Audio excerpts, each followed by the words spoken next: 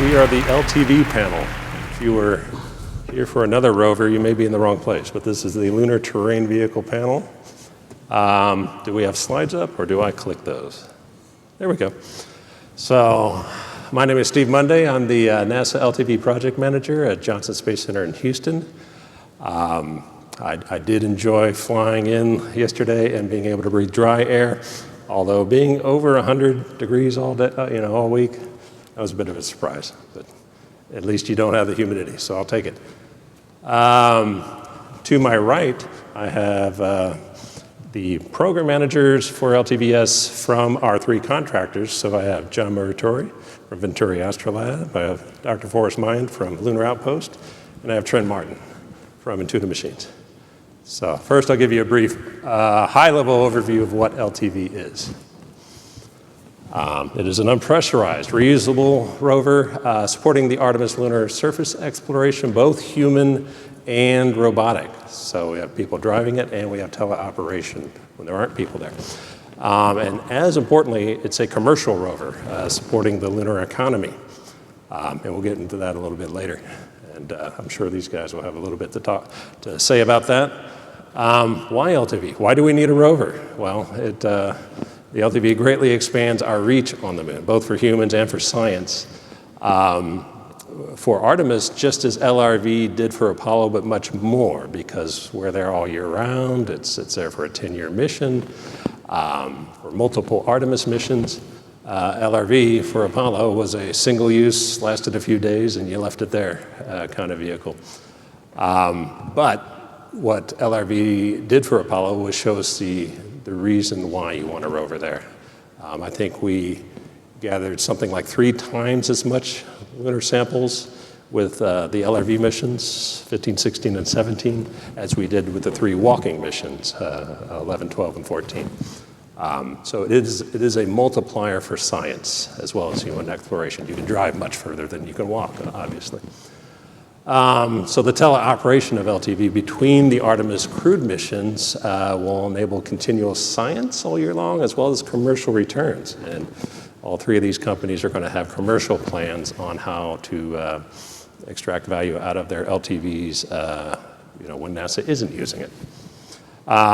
Just where LTV sits in the NASA hierarchy, we are a part of the Extravehicular Activity and Human Surface Mobility program. That's a very long name, so we usually refer to it as EHP at JSC, but you can think of it as suits and rovers.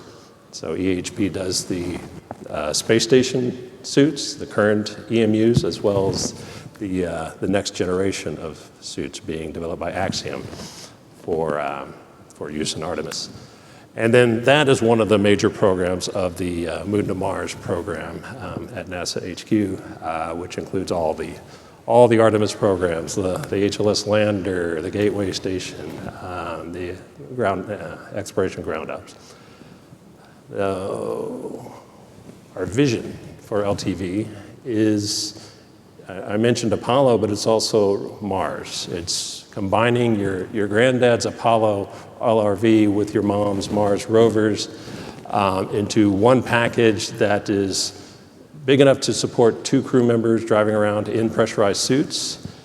And like a Mars rover, it has a manipulator, a robotic arm to support science. It can grab stuff and do scientific exploration that way. Unlike Apollo, but more like the Mars rovers, it lasts for many years. In fact, for LTVS, it has to last 10 years. At least the service does. That's not to say an individual rover will. But as a key component of this LTV vision is commercialization.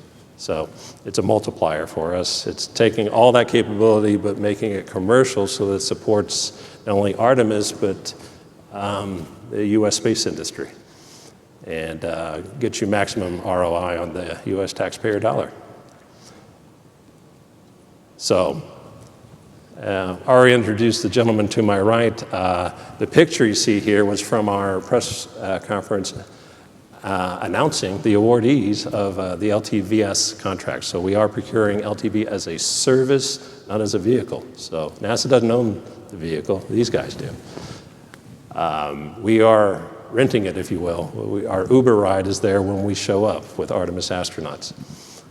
And the service includes delivery. So, NASA does not take ownership, does not launch it. It is up to the LTVS contractors to launch and land it on the moon and be ready for the Artemis missions. So we're currently in the feasibility phase, which is a one-year feasibility study phase that started on May 20th, so we're already a couple months in. Then we will have a task order for a demo mission on the moon. So it'll be about 4 years of DD&T&E that will develop the actual rover to go all the way to the moon and do an uncrewed demo on the moon.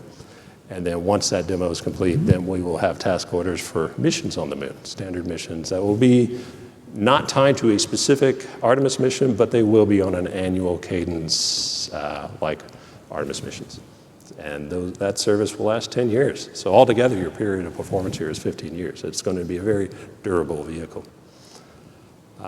With that, I think you guys have a couple charts. So we'll start with Intuitive Machines. And is that down, John? Here, pass this down there. Let him run it. Thanks. My name is Trent Martin. I'm the Senior Vice President of Space Systems for Intuitive Machines. Also the Program Manager for the Lunar Terrain Vehicle, the Executive Program Manager on the Lunar Terrain Vehicle. We have started our work on May, although awarded in early April, the work started in May.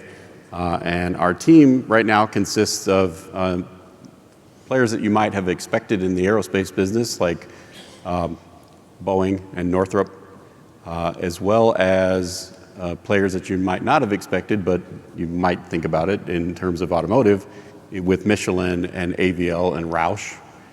We have small businesses in Barrios, and we have Arizona State University, as well as some international partners in Fugro and Cyro in Australia. Who's Intuitive Machines?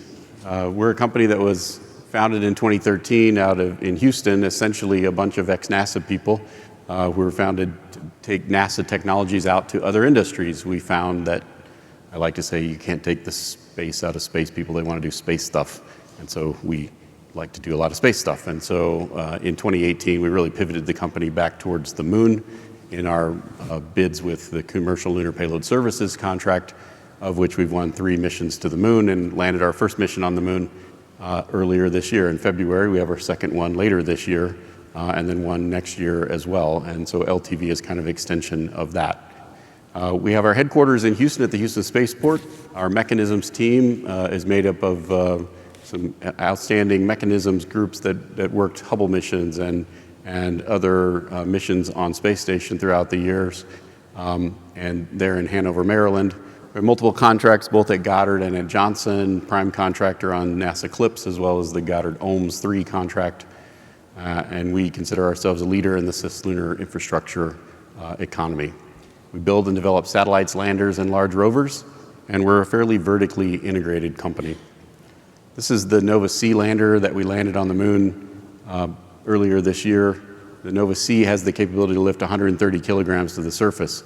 You obviously need a much bigger lander to land an LTV. That's the Nova D that you see there in the middle on the right, or up in the top right-hand corner. The Nova D can do anywhere up to 2,500 kilograms of payload to the surface of the moon.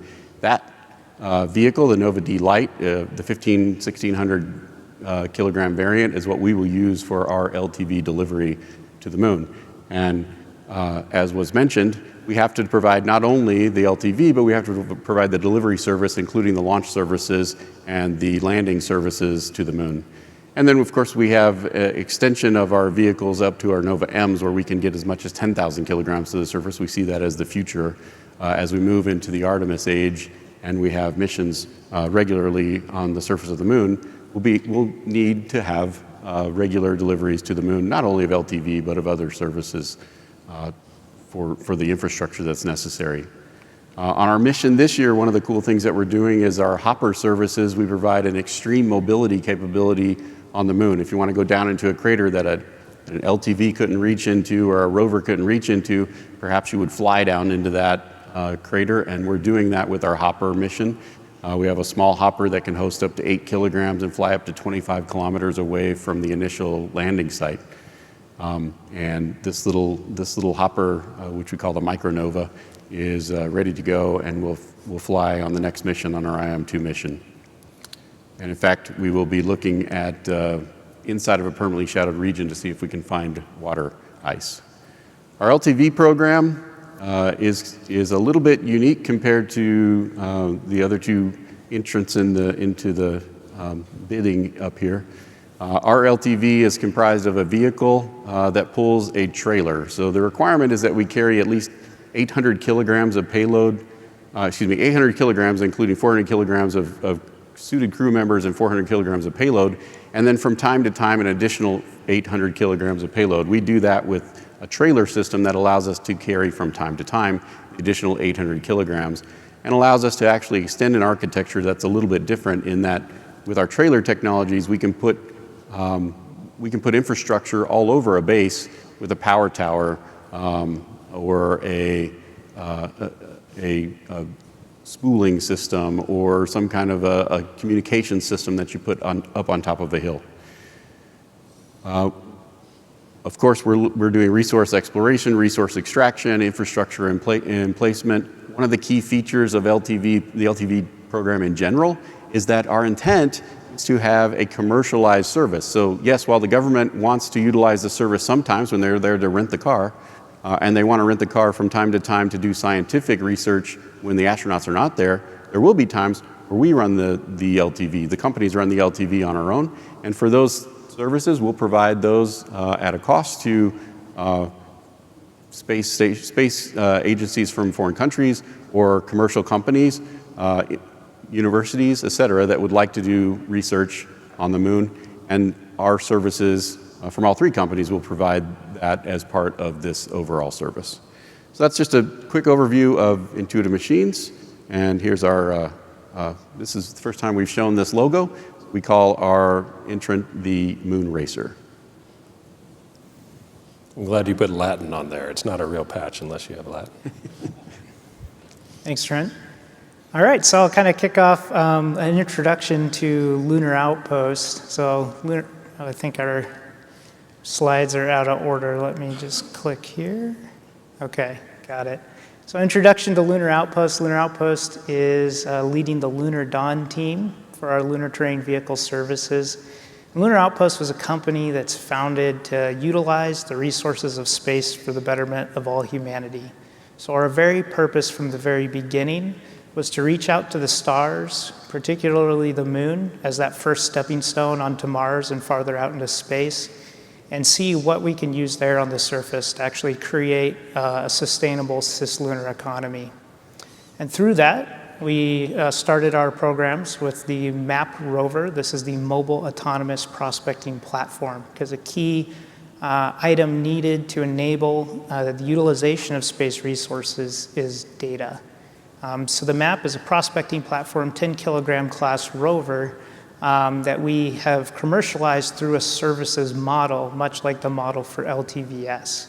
And through these early Lunar Pathfinder missions, we'll be demonstrating that commercial model, as well as collecting data and kind of de-risking technologies for the LTV.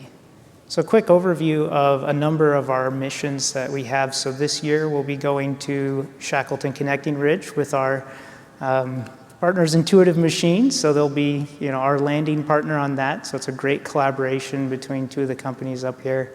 And we'll be the first rover to traverse near the south pole of the moon, as well as the first teleoperated rover built by the United States on the moon. Our next mission the following year will be a science mission for NASA, and that rover has also been completed and delivered. And then we'll follow that up with another commercial mission, really driving home the services model for lunar surface mobility. We're also developing a rover for the Australian Space Agency for their Trailblazer program. So there's an image of that rover there.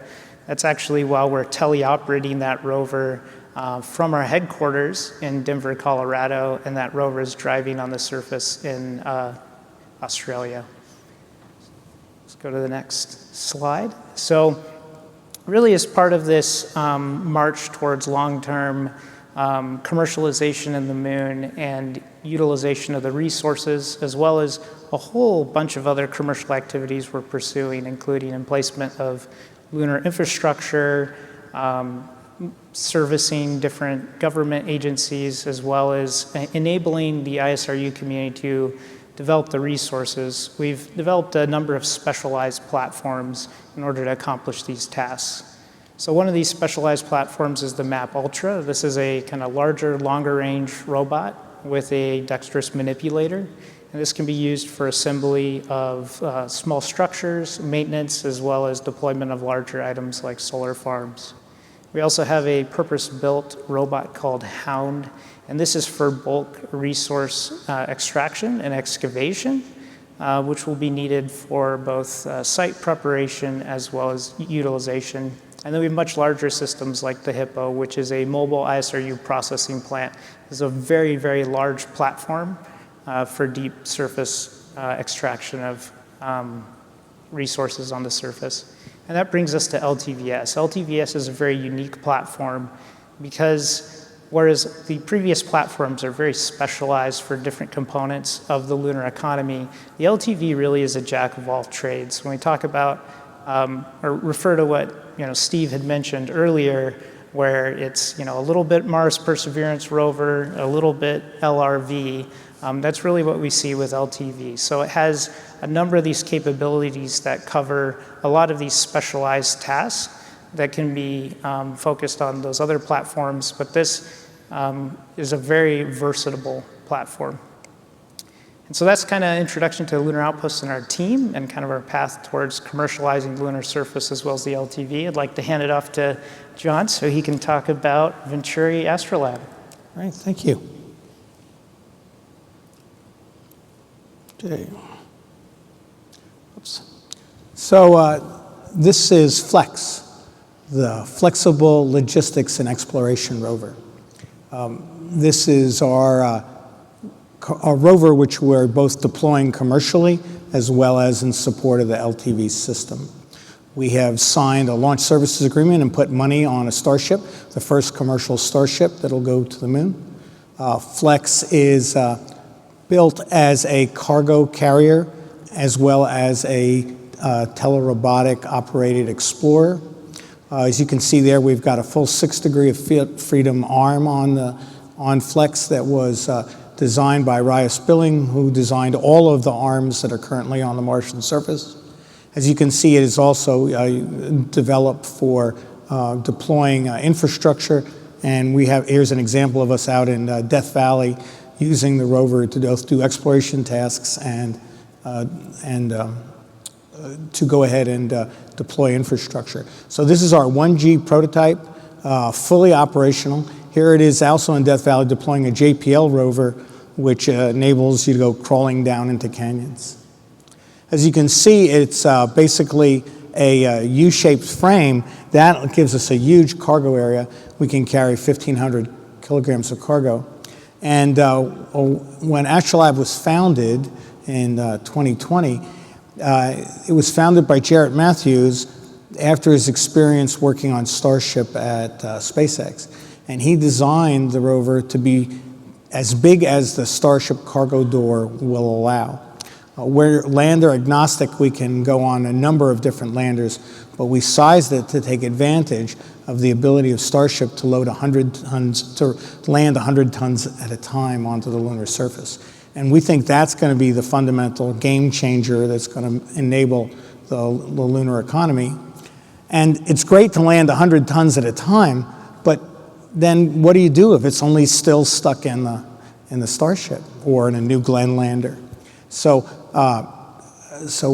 FLEX is designed as the last mile solution. It's basically the DHL or the UPS of the moon, capable of delivering large cargo, and it's built on the same model as container ships. Our cargo container, which you can see it's the gold-wrapped device, enables us to package standard size, and we can carry 60 of those in a Starship, each of 1,500 kilograms, and we can deploy them around the moon, get them to where they're going to be used, and that's our basic first mission. We have over 8 customers have already signed for our first mission. And that first mission is a completely commercial mission, which launch window starts open in the end of 2026. And we'll go to the moon and start driving around at that time. And then we'll deploy, per the LTV contract, the first version capable of carrying people in 2028. Let's see. So Jarrett Matthews founded the company, and he's about a rover, a guy as you can find anywhere. He had 10 years of experience at JPL, and he worked on Spirit, Opportunity, Curiosity, and a mobile rover called Athlete for the Constellation program. And then he went to SpaceX for 7 years, and he was head of all mechanisms for Dragon, the door, the GNC bay door, the movement of that exposes the docking mechanism, and he was the lead for designing the docking mechanism. As a matter of fact, he did such a great job on it, NASA gave him the medal that's down in the lower right-hand side. He formed Astrolab in 2020, right at the height of the pandemic, specifically to be ready for the oncoming era of large mass transportation to the moon. Between Bezos and Musk, we've got 2 amazingly capable landers, and what's going to be needed is moving things away from the lander to where they can actually be used. And so Jarrett formed the company for that. I joined the company almost 2 years ago, and I've been working on, my expertise that I bring is both bringing systems to flight. I had a career in NASA as a flight tester and initial flight operations type of guy, a shuttle flight director, and I worked on shuttle return to flight. I ran systems engineering for the shuttle program and return to flight. So that's my other expertise area is systems engineering. And the LTV contract is NASA makes it very clear that they want the system completely engineered in the LTV contract, both with a lot of emphasis on engineering the human into the system, and then also in making sure that all of the elements of the system work together. And then finally, the last 10 years, I've been building launch pads for SpaceX. I led the teams that rebuilt 39A to carry Starship, to carry Falcon Heavy and Falcon 9. I led the team at Pad 40 that rebuilt Pad 40, and then out at Brownsville, I was the first guy on the ground at Brownsville and led the team building the infrastructure there. And I bring that background because a big part of what we're doing is infrastructure and getting ready for the lunar infrastructure. The 1G rover we call SN1. We've been driving it all around the country. Matter of fact, it's been to Houston twice in demos. At Houston, it's been, actually twice this year. It's been at Houston about 5 times. We've driven it all around the country. It's Post its tour dates on your site. Yes, that's right. We do, and it's literally we've been doing it in all sorts of analog environments. Here you can see it testing in analog environments, deploying cargoes. The suspension on the LTV on the Flex allows us to go all the way down to the ground and then release latches in the LTV, and then we lift the LTV up in the suspension, with the suspension, and then we can drive away. So we can drive over on top like a container and grab it, and then we can drive it somewhere and then lower it to the ground and drop it off. You can see the 6 degree of freedom arm running, and we've run that, and we run day and night. We've got a big mission ops field test coming up in February, where we're going to be running via remote control from our control center in Hawthorne, and we'll be running in the Death Valley area.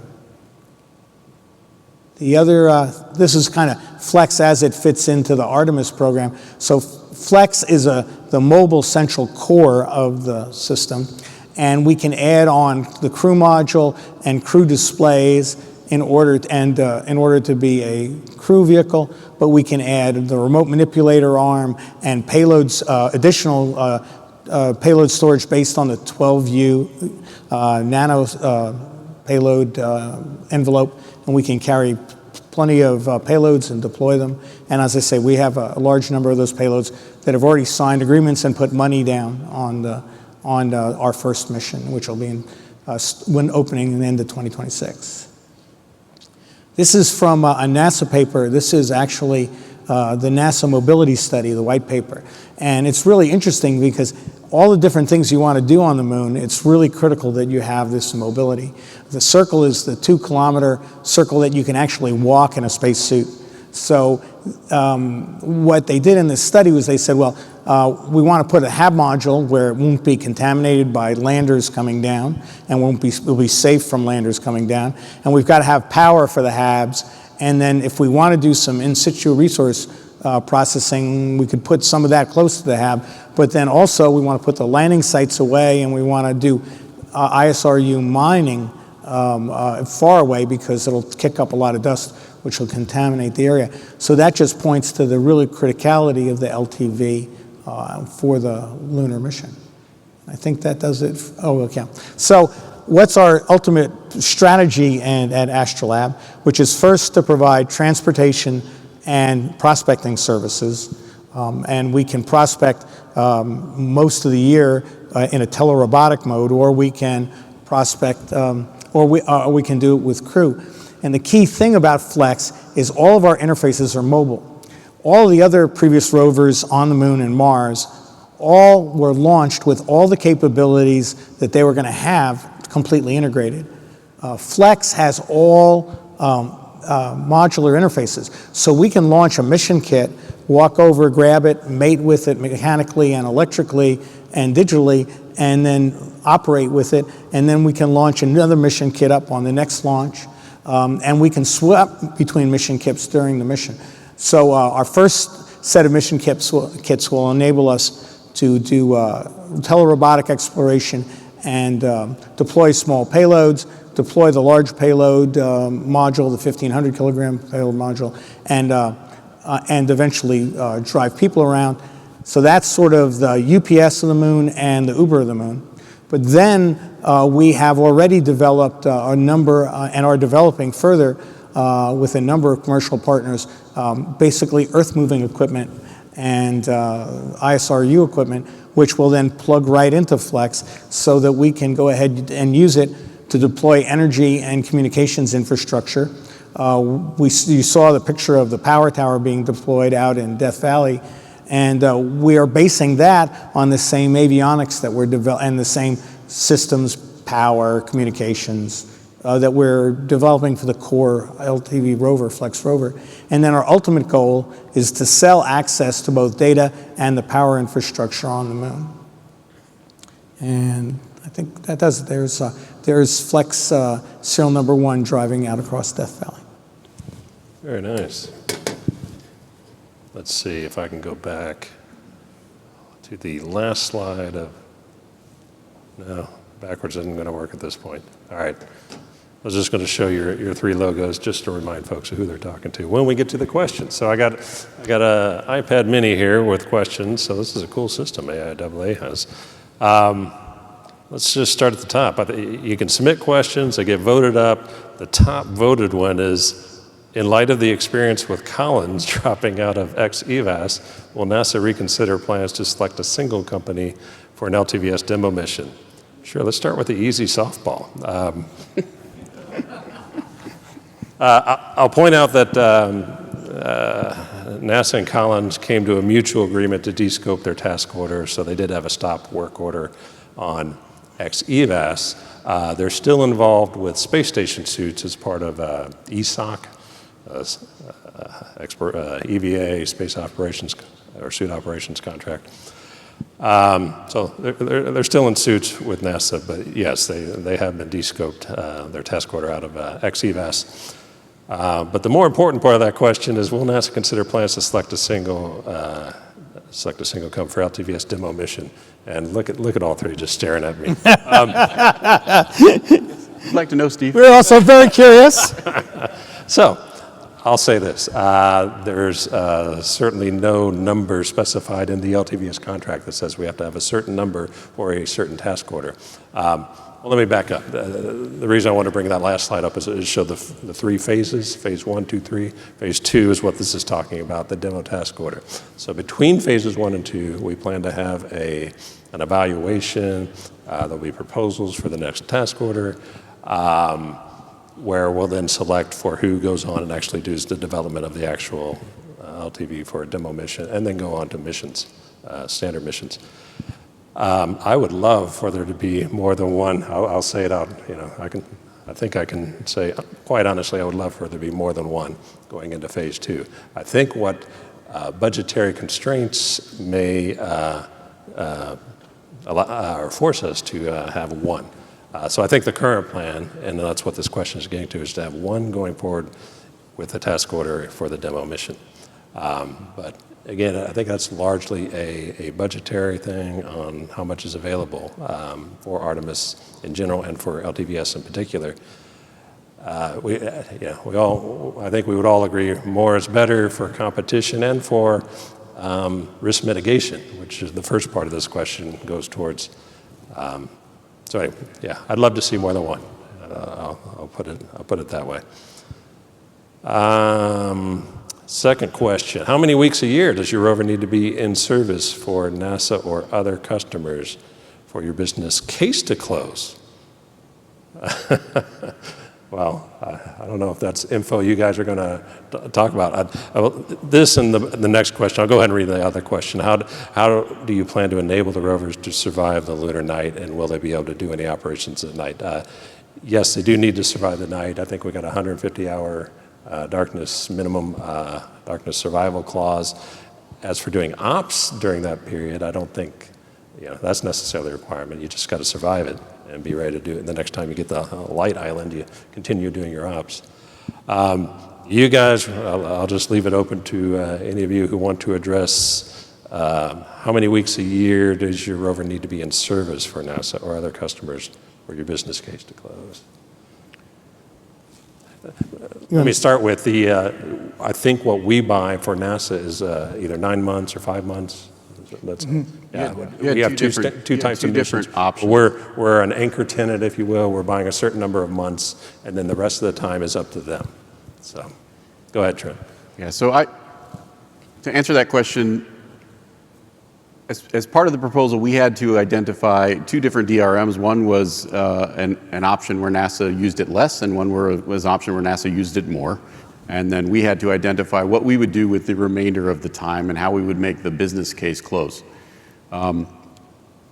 As part of the review, NASA looked at whether or not they thought it was a financially viable business case, no matter what we bid. So whatever we bid, we had to not only say that our proposed price to NASA was viable, but it was sustainable in that we had real business that could close that case, or we had an understanding of how we would get that real business that would close the case, or we had to say that the NASA money alone would close the case, and anything beyond that would just be the commercial activities that we get beyond the NASA funding.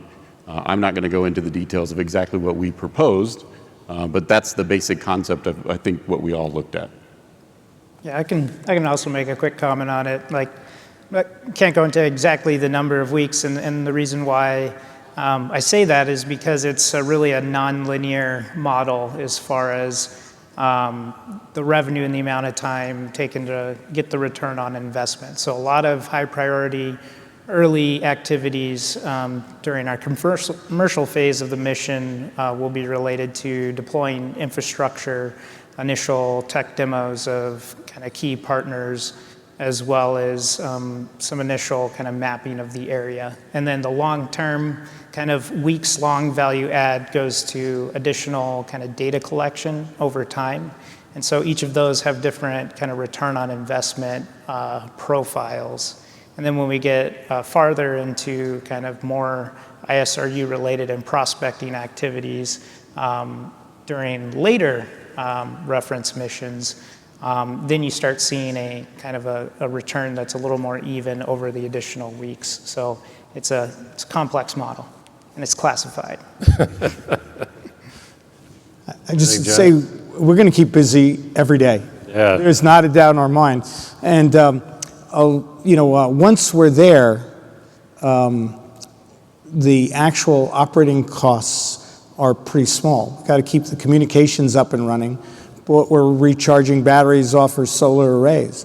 So we can keep exploring, and our life would enable us. We designed it to be able to run 6 years at a time, and with a second rover going up halfway through the life. And I believe the other companies have pretty much the same profile.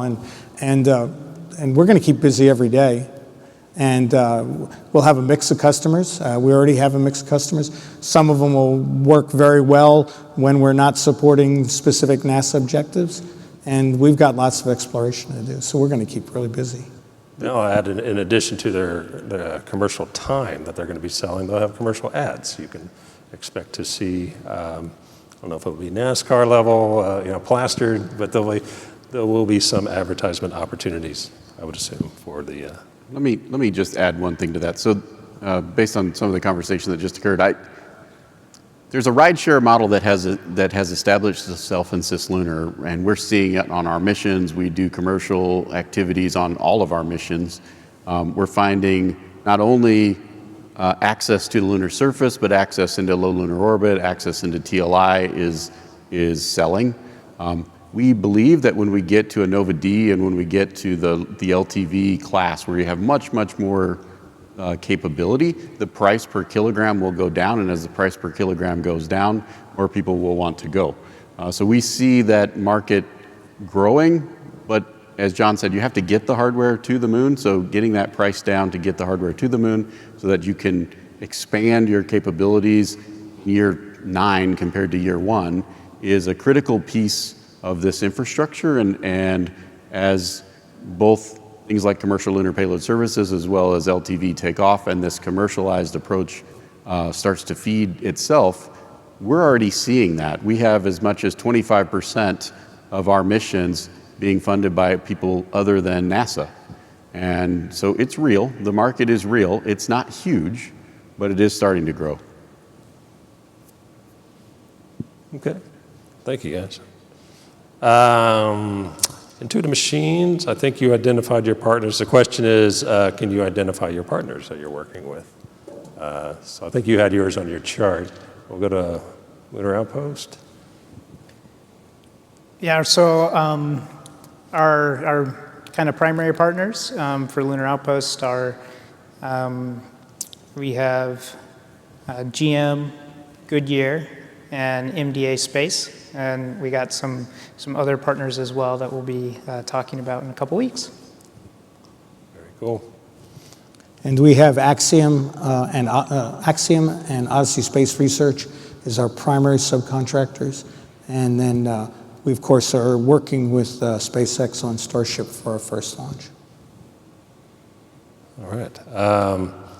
Let's see. I think I read this out of turn, but I'll go ahead and hit it again. How do you plan to enable the rovers to survive? So this is the how. How do you enable the rovers to survive the lunar night? And will they be able to do ops at night? So lunar night survival, do you want to talk to any of that? Because it's not my job to tell you how. Yes, yeah. I think the part of the services model is we tell you what we want and you figure out how. So We've spent a lot of time at Astrolab worrying about this problem. Our current analysis says we can go 270 hours. We're not worried about the 150 hours. And we can do it with a combination of passive and active measures. And we specifically loaded up on batteries so that we've got plenty of electrical power to do that. And we're pretty excited about doing it. We don't think we need anything more than conventional technologies. Yeah, so I can make a comment on lunar night survival as well. So one of the things that Lunar Outpost realized very early on in our development programs is the criticality of lunar night survival. Early missions for most of these lander missions and small robotic missions, they survive a lunar day, which is great, but then you're really constrained as far as operationally the total range you can get during a mission and the amount of scientific data you can collect. And the key goal for mobility is to cover as much ground as possible to maximize that data return. So early on, we made an investment to set up an office in Luxembourg in partnership with the Luxembourg Space Agency and the European Space Agency. And that office is solely focused on developing thermal technologies for lunar night survival. So there's a whole breadth of technologies that can be employed for lunar night survival. Of course, there's nuclear type technologies, but there's also a lot of technologies with response to kind of active and thermal active and passive management of your radiative surfaces to basically modulate how much energy you're emitting, and vice versa during both the cold area and then during the hot periods, because it's also a constraint. Thermal management is a constraint for lunar noon as well as at higher latitudes, and is actually limiting to many systems, and that's something that we've been able to overcome. So it's kind of an all of the above technology approach to manage your lunar night survival. So it's not just your energy management, which is key. You got to have power to stay warm, but you also have to be able to reject power. So you can't just make a insulated box. So the modularity of that is key, and so we've developed some technologies that'll help us. Yeah, so I agree with both. And for a vehicle of this size, existing technologies will work to survive for fairly long periods. Whether or not the NASA requirement of 150 hours is accurate or not is a different question, right? We have to be at certain places at the South Pole in order for that to work, because you have to be able to have light in order to recharge if you're purely using solar power and batteries. But solar power and batteries will work for a vehicle of this size, because you have such a large vehicle, you can carry a large amount of batteries. That's not stopping us, though, from looking at surviving the night in general. We are looking at multiple technologies. We have 3 different contracts where we're looking at radiation sources that would allow us to survive the night independent of solar power. And we think those technologies will eventually be used for things like experiments that we would put onto our trailers that are sitting off by themselves and need to survive the night, rather than the LTV, which can traverse to where you can find the high ground and sit up on a hill where the sun's going to come up onto your solar panels the next morning. And so it's a combination of both of those. It is the critical infrastructure that's required to make surviving at the South Pole a reality. Yeah, that South Pole is key, because the related challenge to surviving the night is the power management and chasing those light islands. Because if you watch any kind of animation of how the lighting changes at the South Pole as it turns, it is literally like chasing islands of light around and trying to minimize your time in the darkness. Yeah, we're going into thermal vac on our first rover for the commercial rover in February, and the very first priority is hibernation over a lunar night cycle. So we're going to be getting a lot of data on it, and I think, like Trent said, I think it's very doable with conventional technology. But good question, because that is definitely one of the key challenges of the LTVS over 10 years. Let's see, we hit that one. For Intuitive Machines, how does your largest lander achieve up to 10 tons to the lunar surface? Is it multiple launches? Nope. Well, this is a lander question. Yeah, that's a launch vehicle question, actually, is what that is. It's not really a lander question. It's about the launch vehicle technologies that are available in the future. So you get to a Starship scale, you get to a New Glenn scale, we can put a lot of mass on the surface of the moon. It's just a matter of having that launch capacity. We currently use Falcon vehicles as our primary vehicles for launch. We use Falcon 9s and Falcon Heavies. We certainly would foresee Starships in the future, and New Glenns and alternative vehicles that are available. We build in-house all of our own propulsion system. We build LOX methane propulsion systems, tested and proven on our first mission.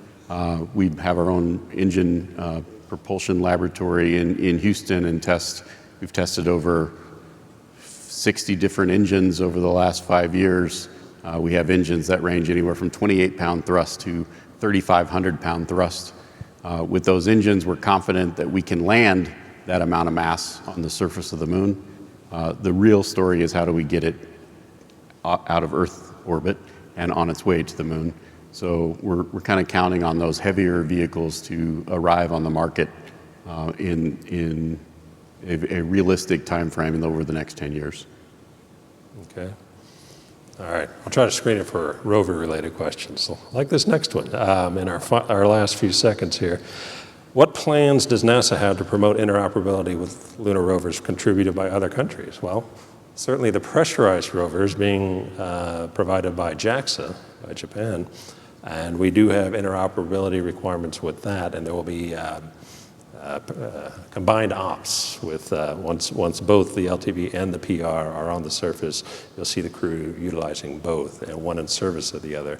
The teller operation really becomes key then to have one support the other in lunar exploration.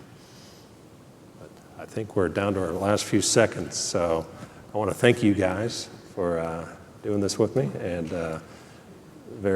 it's going to be a very interesting year as we get through the feasibility phase and see these designs mature. I should have added the feasibility phase ends at about a PDR level, so we'll have some pretty good designs by the end of this feasibility year.